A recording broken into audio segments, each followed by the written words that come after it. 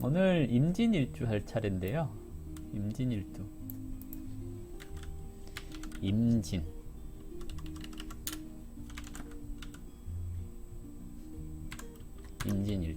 천간의 임수, 수는 지혜를 상징하기도 해요. 그리고 흐르는 물을 상징하기도 하거든요. 그래서 임수 그러면 넓은 세상을 의미하기도 하고 이것저것 모여있는 시장을 뜻하기도 하거든요. 그래서 임수가 있다라는 것은 외국과 관련되는 일을 한다거나 또는 멀리 이동할 수 있는 또는 외국으로 갈 수 있는 그런 일들을 하는 것도 나쁘지 않습니다 라고 얘기를 하는 거죠.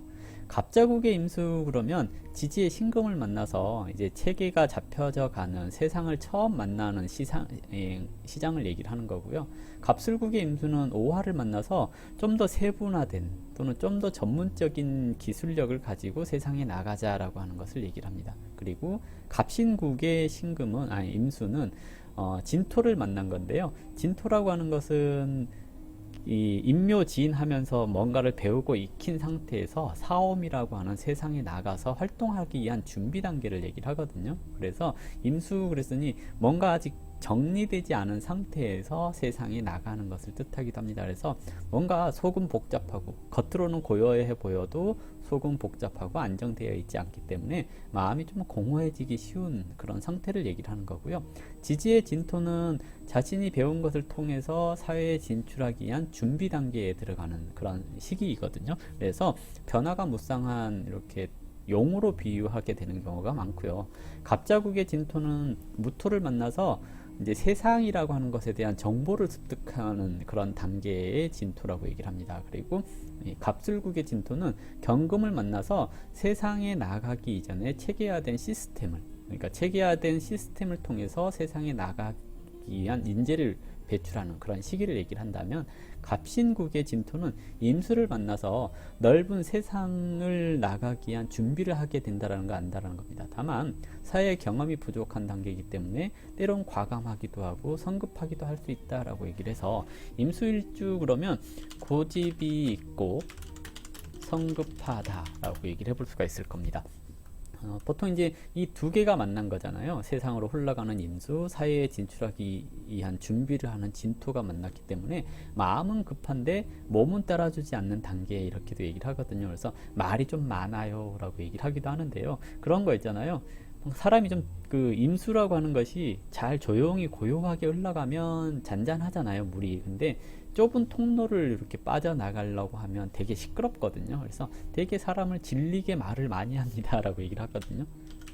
많이 하는 편, 행동보다는 말을 많이 하는 편, 행동보다 말을 많이 함, 이렇게 얘기를 해볼 수가 있을 겁니다. 그리고 이제 좀 고집이 있다라고 얘기를 할 수가 있어요. 임술은 괴강 그러잖아요. 괴강일주라고 하는 것은 성격이 좀 강합니다, 고집이 있습니다 하는 것을 얘기를 해요. 하지만 진토라고 하는 것은 수의 고이잖아요. 묘고를 깔고 앉았다라는 것은 대체적으로 일이 될 듯 하면서 잘 안 됩니다 하는 것을 얘기를 하기도 하거든요. 그래서 뭔가 성공을 앞두고 항상 2% 정도 부족한 그런 것을 얘기를 하기도 합니다. 그래서 너무 잘하려고 했으면 오히려 잘 안 될 수 있으니까 겸허하게 받아들여야 됩니다 라고 얘기를 할 수가 있어요. 그러니까 늘 채워지지 않는 갈증, 이런 것들이 발생할 수 있는 구조라고 얘기를 할 수도 있을 겁니다.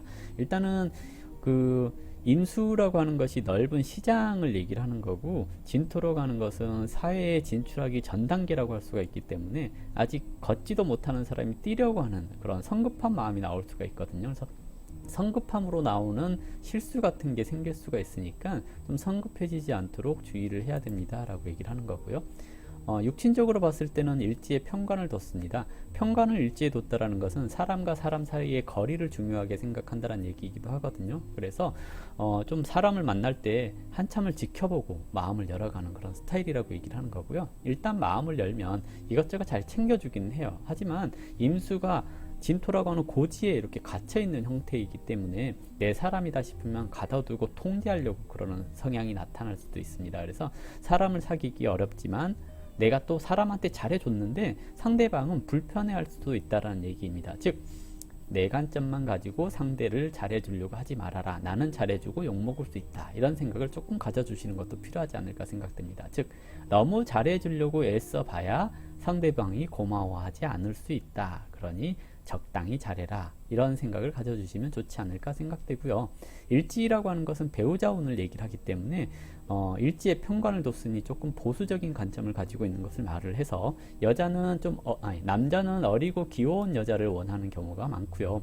여자는 좀 당당한 카리스마에 끌리는 경우가 많다라고 할 수 있습니다. 하지만 남자는 배우자 자리에 편관이 들었으니까 너무 잘난 여자를 만나면 피곤해질 수가 있으니까 똑똑한 여자보다는 착한 여자 만나려고 노력해 주셔야 된다라고 얘기를 해볼 수가 있겠고요. 그래도 진중에 을목이 있어서 편관을 적절하게 통제를 하고 있거든요. 물론 완벽하게 잘 다룬다는 개념은 아니기 때문에 배우자와 적절하게 소통은 할 수 있습니다 라고 얘기를 해볼 수 있어요. 다만 고지에 있는 배우자 궁이잖아요. 배우자 궁에 고지가 있다는 것은 누굴 만나도 좀 답답할 수 있습니다 라고 얘기를 하는 거죠. 여자들 같은 경우에 일지에 편관을 뒀는데, 편관은 좀 나를 극하는 것이기도 해서 통제를 하는 것을 뜻하기도 하거든요. 하지만 진중의 을목이 상관이 있잖아요. 상관이 편관을 대적하기 때문에 좀 약간 남자를 무시하는 그런 경향이 있다라고 얘기를 하는 거고요.